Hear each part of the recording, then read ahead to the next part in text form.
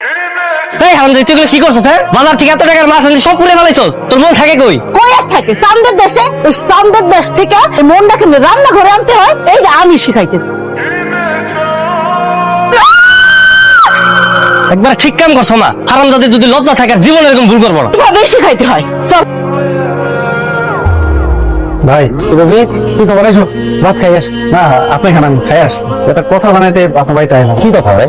আপনার মায়ের কি খোঁজ খবর রাখেন আপনি? কেন, কি হয়েছে আমার মনে? আমার সুমন্ত শ্বশুরবাড়ির লগে ময়না শ্বশুরবাড়ি গতকালকে আমার সুন্দরকে দেখা হয়েছিল। তাই বললো ময়না শ্বশুরবাড়ির লোকজন নাকি ময়নার খুব অত্যাচার। গতকালকে নাকি ময়নার শাশুড়ি ময়নার হাতে গরম খুঁতে শেখা দিছে। মনা মনা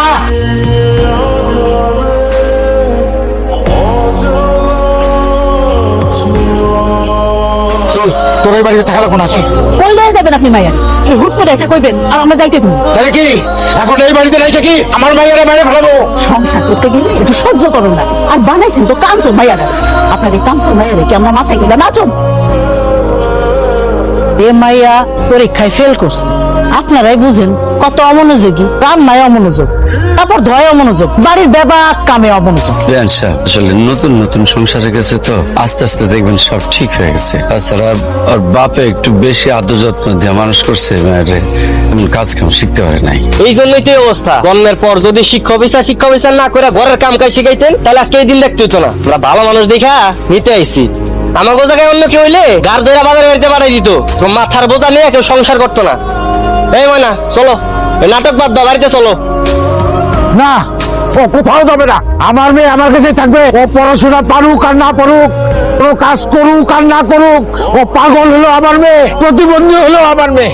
আমার মেয়ে আমার কাছে থাকবে, আর ও কারো বুঝো না। তাহলে কি আপনি আপনার মেয়েরা যাইতে দিবেন না? না যাইতে দেবো না। আমার মেয়েরে আমি অনেক কষ্টে মানুষ করছি, অনেক আদর দিয়ে মানুষ করছি।